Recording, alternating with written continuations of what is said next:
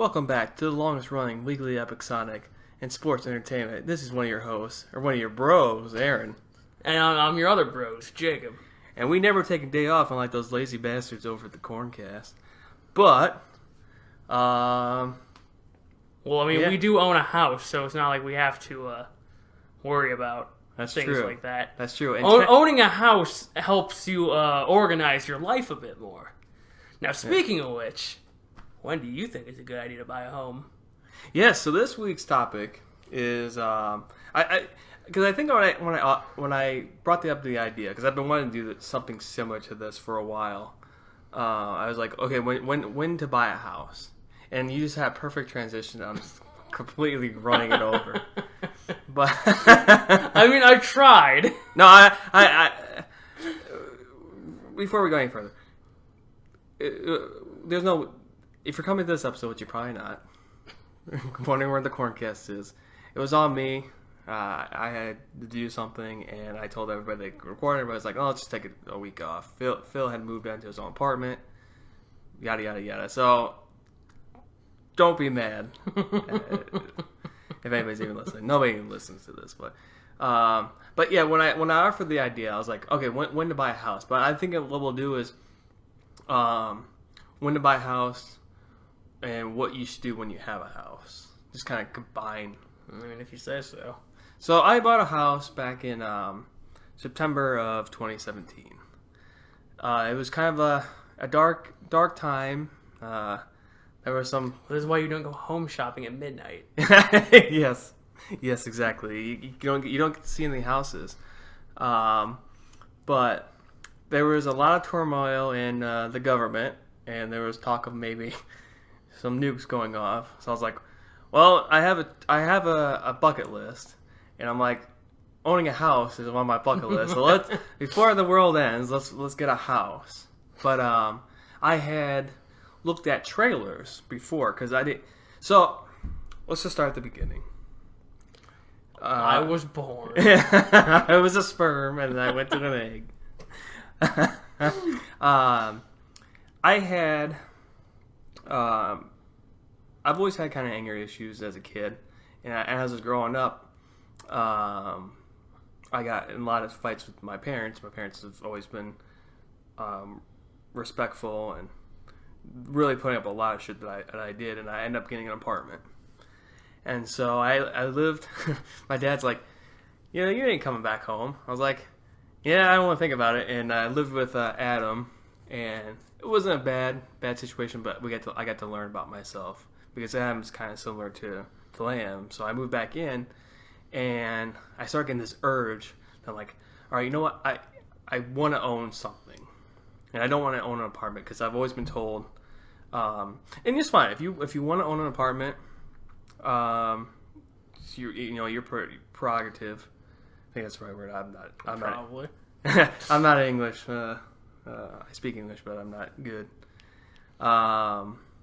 But, my dad has always said, it's just better to own your own place because you can kind of do whatever you want, and you're basically investing money into your place. Because when you have an apartment, you're just throwing the money out, going, yeah, here's $700, take it. As long as you don't throw me out. Yeah. But so I had and I went to, I had a bank, I won't bring the name up, but I had a bank account with a different company back in early 2016, probably about early 2016. I had, this is going to be another thing I'm going to bring up. When you go to get a loan, bring somebody, because I'm smart, but I'm not like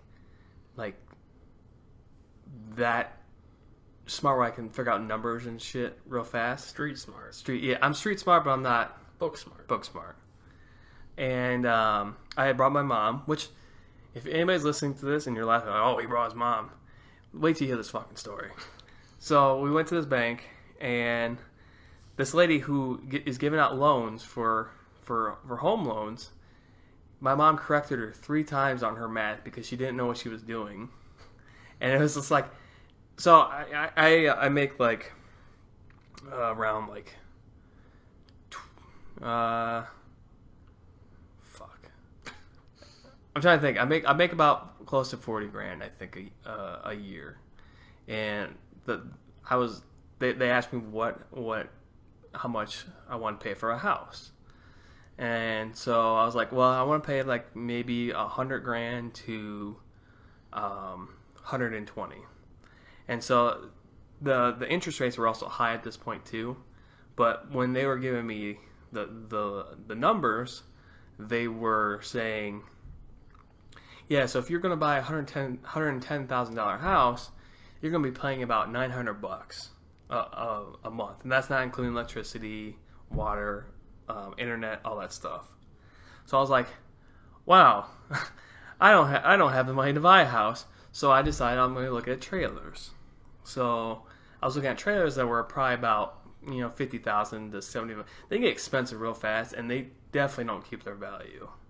It kind of depends where you live, but most places that trailer parks you go look at, they're not. I don't want to say run down, but they're not made with the good quality of equipment. So I was like, I don't know if I want to pay close to 100 grand for a nice trailer, and then have it just go down in value.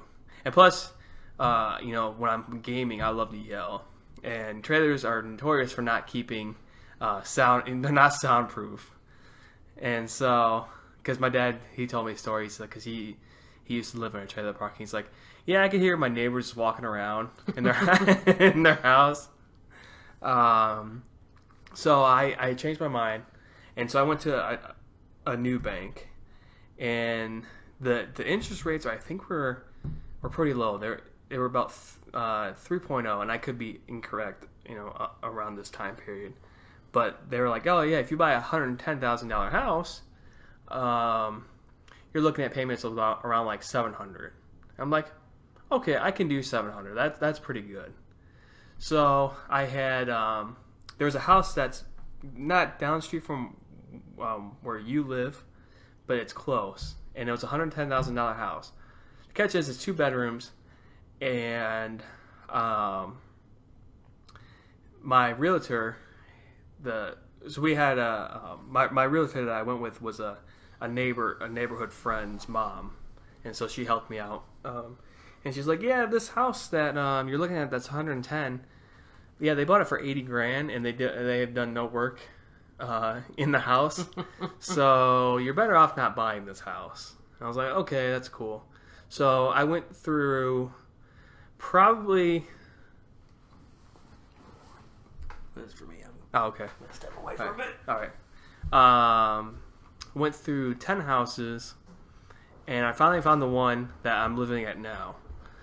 And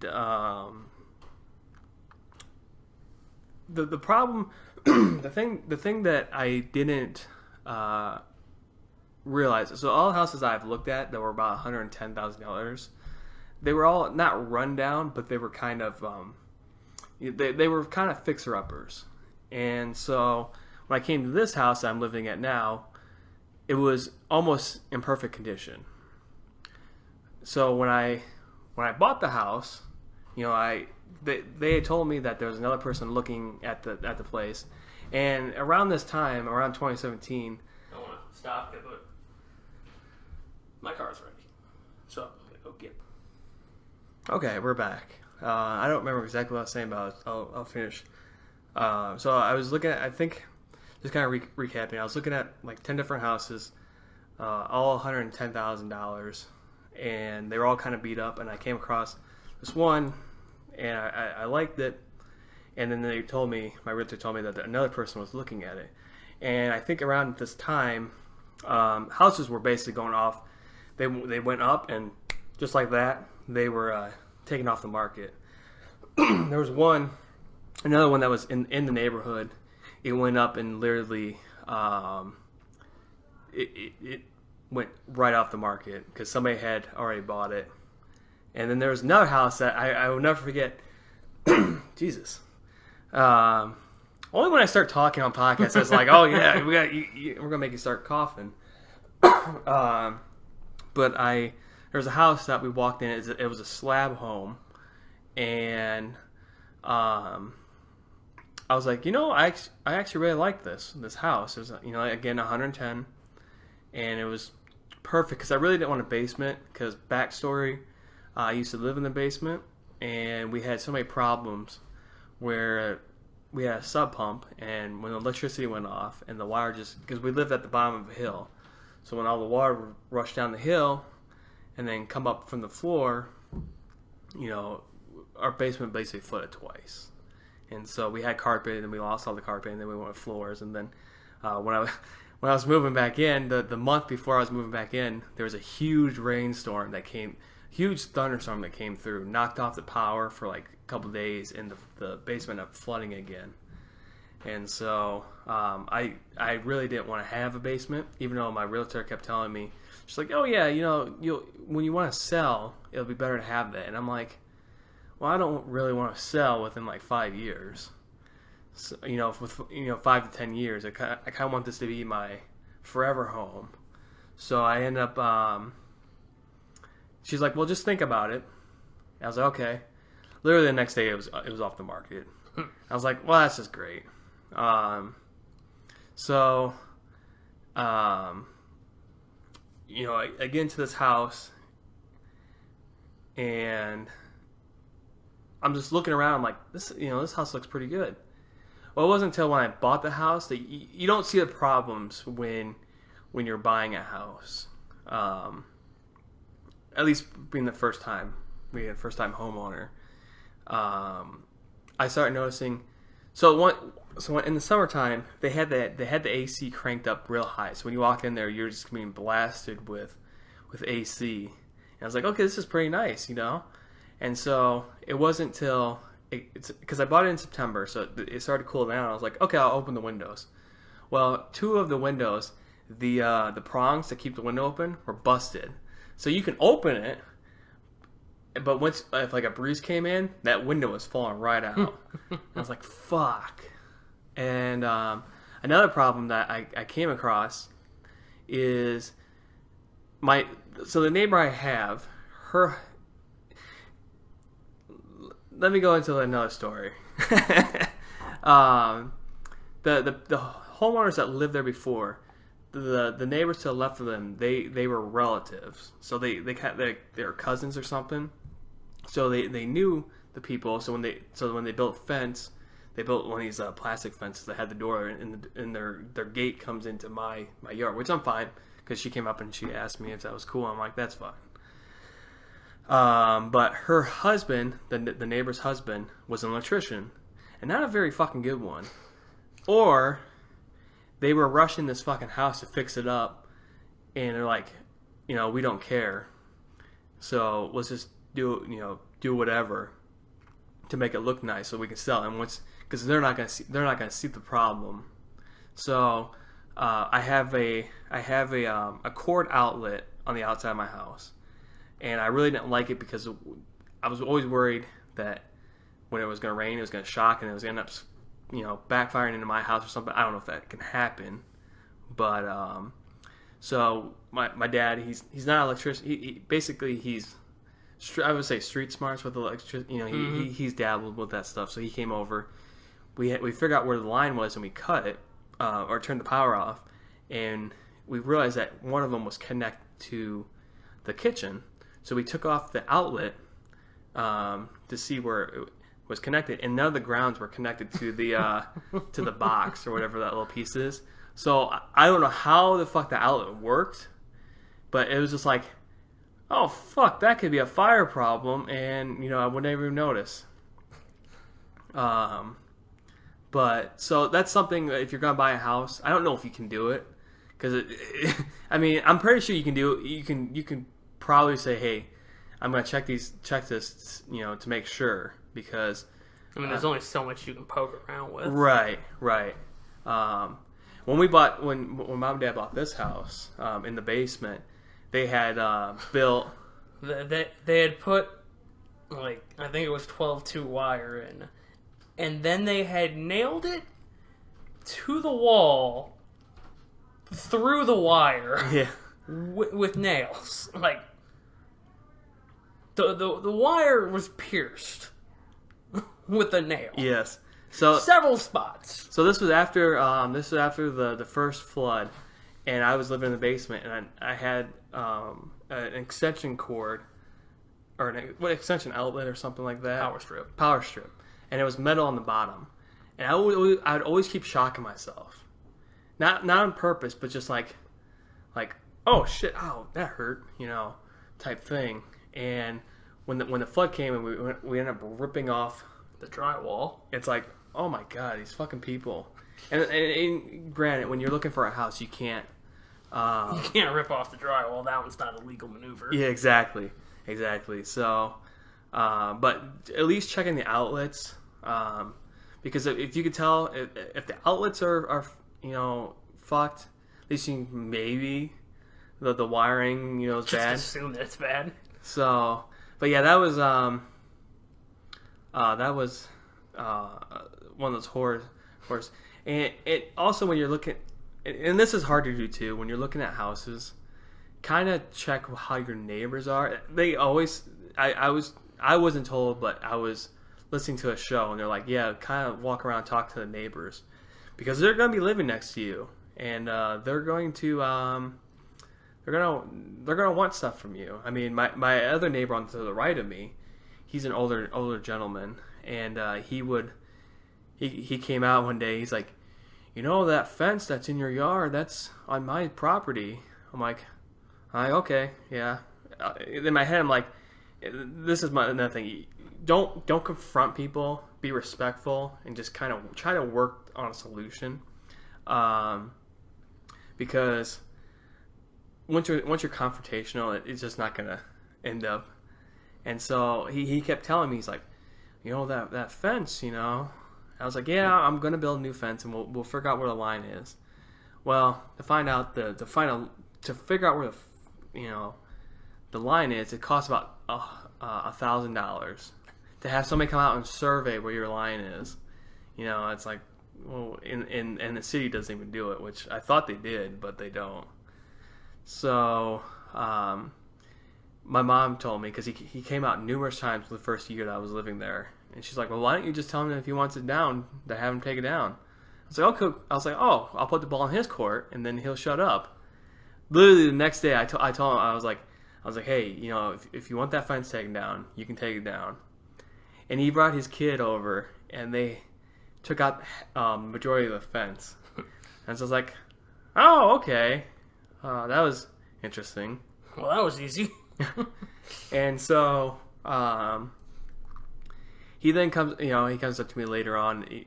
I've almost lived there 3 years, and he came up. He's like, I'm thinking about putting a fence up. I'm like, okay, I'm like, well, I was thinking about putting a fence up again too, because so I built a garage because the house I didn't have a garage. So he would come over, and he's 70 years old. He needs attention, or he's close to about 80, and so he would start talking to the construction workers that I hired to build my garage. He would just sit there and come over and just sit in my yard and just talk to them. I'm like, dude, I mean, you gotta get out of my yard because they're working here, and you're distracting them. And so I was like, okay, I'm gonna build a fence, and I told him I'm gonna build a fence, and I was like, I'm gonna get that white fence over there, because my neighbor has the white fence, and he's like, oh, my wife doesn't like the white fence. And I was like, what? He's like, go with oak. I'm like, no, because oak is more expensive than the white vinyl fence or whatever it's called. And so, my other neighbor who's behind me, they own pit bulls, and they're friendly dogs, but they love to bark, and which is fine. I don't have a problem with it, but they have a problem with it because everybody has a stereotype of pit bulls. And so she came over and she's like, yeah, we're gonna build a fence on this side. The neighbor, the guy neighbor, he's thinking about putting a fence up, and he wants to do like this weird color, so we're just gonna put up our fence, And so I was like, okay. And she's like, yeah, you don't have to pay for it. I was like, oh, cool. And so they put up this fence, and then the guy neighbor comes back over, and he's like, you know, I really like that white fence. We're gonna put the white fence up on the side where the fence is.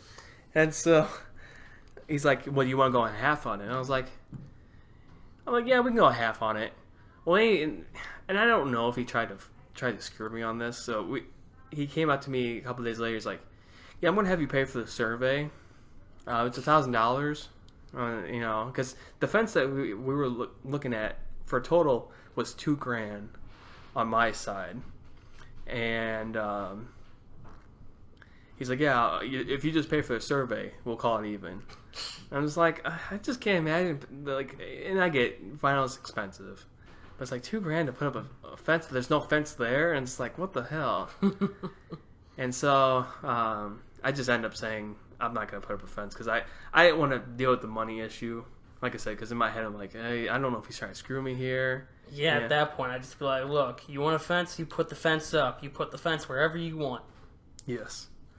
So you've got a marker out there. You yeah. That. So he's been putting a marker out to tell me where his land is, and he's like put a marker in my yard. He's like, yeah, this is actually where the line is. So when he had his company come out and look, they're like, oh no, the line where the fence is. That's where the fucking line is. You know, so I don't know if he's trying to like trick me, but he's like, yeah, I'm the second. So he's like, yeah, I'm the second homeowner of this house. So there's only been one homeowner before him. So I'm like, well, how would you not know where that line is? You know, it's just, it doesn't make sense. But did you have some stories about your neighbors? Yeah. So I guess. To start it off, going back to when I bought the house, my story picks up around where Aaron's story is. And that when he moved out, my dad had made the off joke of, well, you know, if you wanted to buy a house, you could have just bought ours. And then I heard that, and I'm like, well, then I'll buy the house. And you also, before, you were... I was planning to move out with one of my friends. But he wanted to live on the other side of town, and you didn't. Yeah, he wanted to live on the far side of town, and it's just like, no, that ain't gonna work for me. So I had bought my parents' house, quote unquote. Like, I'm paying the mortgage, but I'm not actually paying the bank yet. So it's still technically in their name, but it's understood that it's my house. So That's when I bought the house, and I started paying for it around the same time Aaron started paying for his house. But yeah, no, my neighbors also had a fence move that they wanted to pull, and so the fence was on their side. It was their fence, so they could do whatever they wanted with it. Well, they just decided to pull it out, connecting our backyards. Well, tell them how the fences came up from our other friend's house at Hohen's. Oh, okay. So, kind of tell them how the fence got there and where the. So we had put up a fence, and we put up like a corner. So it was like a pre-built fence. It was like 4 sections. And it was like a wooden fence. Yeah, and it was a wooden privacy fence. So we put that up in the corner because our neighbor had the corner neighbor. Yeah. The corner neighbor had some Great Danes, like 2 of them, and then like 3 other dogs. And a pig. And a pig. We don't live out in the country. We live in like a random suburb, so... Yeah, she had at least 5 animals. And one of the dogs had bit my dad, so he's just like, okay, that's the perfect excuse to throw up a fence. So we threw up the fence...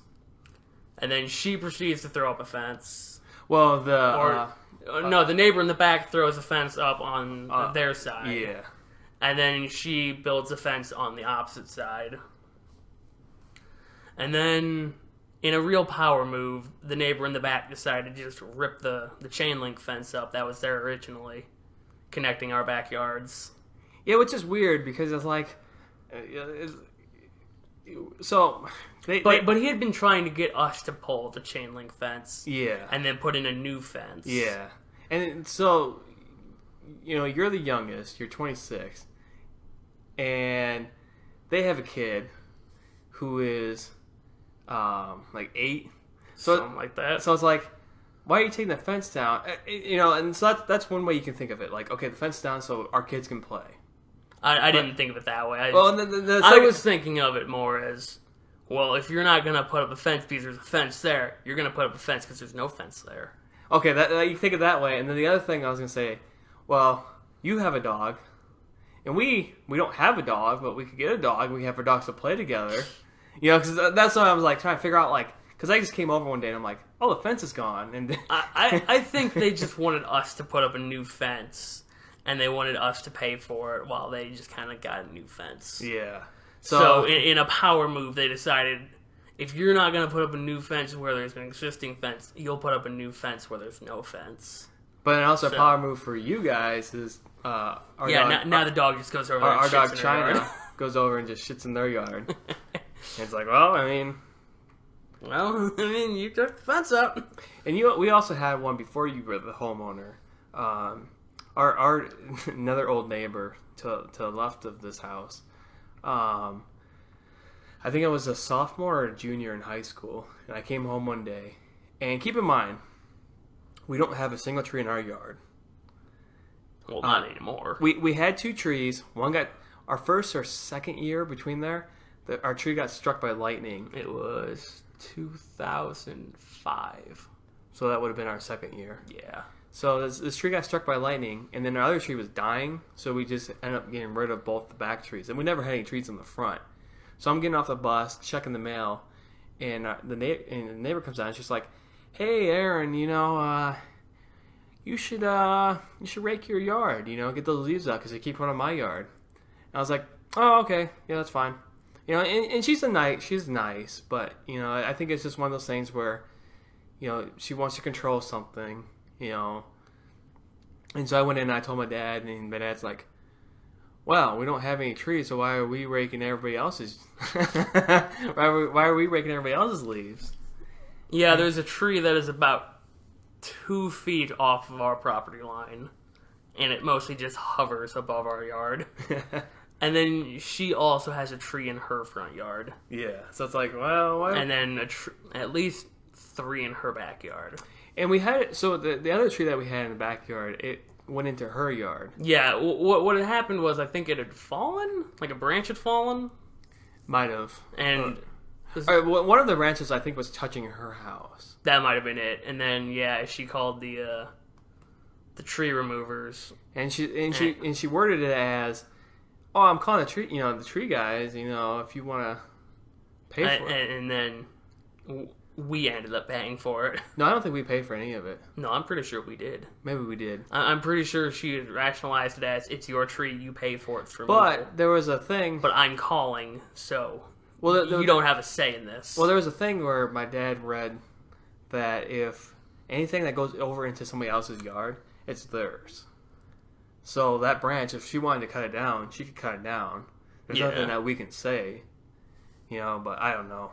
I don't know. I think we ended up paying for that branch being removed, but that was some years back. So. Yeah, that was way before either one of us were out of the house or think about moving out. Yeah. But going back to buying a house. I guess the kind of final things that I'll end on is, you know, get a realtor that wants to help you, who wants you to buy a house. You didn't have anything else that you want to say? Not really. Okay. My house buying experience is literally just the opportunity fell in my lap and there was no chance. Right. There was no reason to not take it. Like, right. All it meant was doubling my rent money that I pay, essentially. Yeah, I think the only thing that you guys... Oh, the other thing that... Maybe... Look who you have that comes in your house. Because you had a roommate that came in, the guy you were looking to buy, and you told him, and I was there on the phone call with your parent, with mom and dad, with your parents, and not my parents, with the parents, and they're like, hey, you can move in until J-Up kicks us out. We're not leaving. And for some reason, he He was really trying to work the angle of, hey, Jacob, maybe you should kick your parents out. You know those people who are paying like 90% of the house right now? Yeah, maybe kick them out.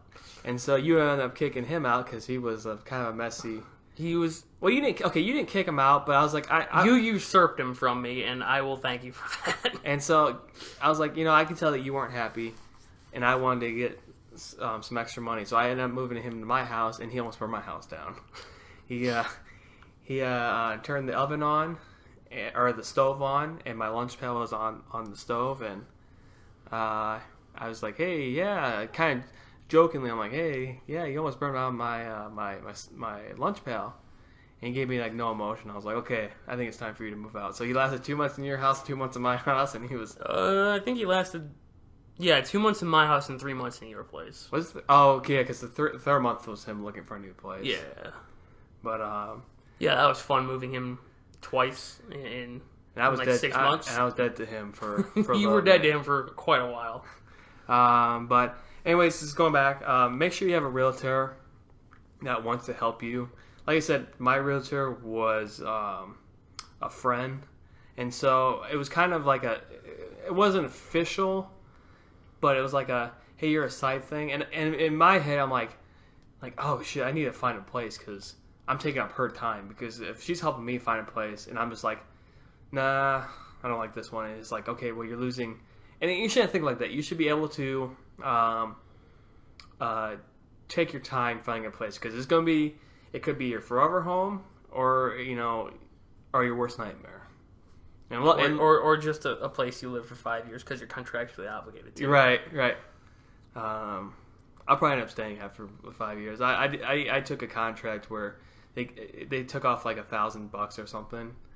Like, yeah, you do a contract for 5 years, and then after 5 years you can move. And I was like, well, fuck, I'm gonna be living here anyway, so I might as well we'll do that. But she really didn't help me. I mean, she gave me a website. They have their own website where you can see houses, but she didn't kind of like look at different places. So I had to manually do everything. This was one thing that my dad kept saying to me.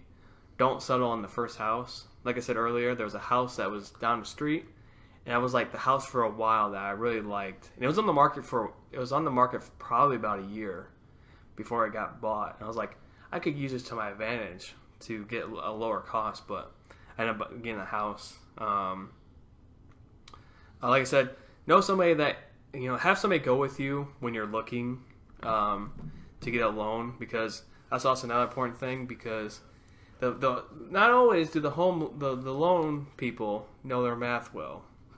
I got lucky with the second place. It went a hell of a lot smoother. Yeah, I think that's about it. And just more or less, yeah. Just kind of check, like I said, whatever you can, just look to see if anything's wrong. Like, check the appliance. I know it's hard to check if you're getting a washer and dryer. Because that was something I found out when I got the washer and dryer. Is the dryer, I had to run it twice. And so I'm like, okay, well, I'm not really saving anything on this. And just check, just check everything that you can, and bring a wrench and a screwdriver. I guess, and just fiddle with everything until they tell you to leave. And this one's hard because I don't know the exact answer, but you'll have somebody go in and inspect the house. Usually, I think the realtor knows somebody, and they recommend. The guy that came into my place, I think he was fine, but I think he just kind of looked and was like, oh, okay, everything looks fine. Because, like I said, there's things that... that giant hole in the ceiling? That's probably fine. It's a nice skylight. Yeah. I'm here on my day off. Yeah. I'm just walking in. I'm doing this as a favor. But check for radon. That's another thing. Because the other thing, too, is you can negotiate shit. Because I negotiated they're putting a radon pipe in. But they don't get that. Just be forewarned. They won't give a shit where they put it because they're moving out. So why the fuck do they care? Because I have a metal roof on my house, and let me tell you, the fucking winters are the worst because everything turns to ice and it slides right off the house. And where the radon pipe is right where the fucking all the ice slides down, and it ends up taking the radon pipe out. And so now I have an asshole who installed it. That when I call him, like, hey, my radon pipe's hanging off the ball. Well, is it still working? Yeah. Okay, well, that's fine. Like, well, I guess I'll just wait for it to fall then. Well, I mean, at that point, like, what you gotta do is go to your local hardware store and buy some, like, conduit straps and just I really just nail that sucker down. I wanna move it. You know, it's a different spot. Oh, you ain't gonna be able to do that. Because that's why I called him. Because like, well, can you move it? He's like, no. Well, he's like, yeah, I can, but he just gave me a run around. But yeah, no, just get some conduit straps and just really lay that thing down. Yeah. Just every like inch, just put another strap on. Suppose I got lucky with my radon pipe because I think they don't last long, and this is going on the 3rd year and it's still running. Huh? Because I know one of them I watched a video for, and it was like you could hear it grinding. Ooh. I was like, oh, that's not good. But well, we'll call it there. I hope you guys enjoyed. Like I said, this is the longest running podcast. It's from day one that we started. We haven't wavered. Mm-hmm. Well, technically, we haven't wavered. There's only one day that we didn't record, but we recorded 2 in one episode. So we did do that. I'm sure you can guess which one it is. The first episode. It's actually this one. All right, guys. Take it easy. See ya.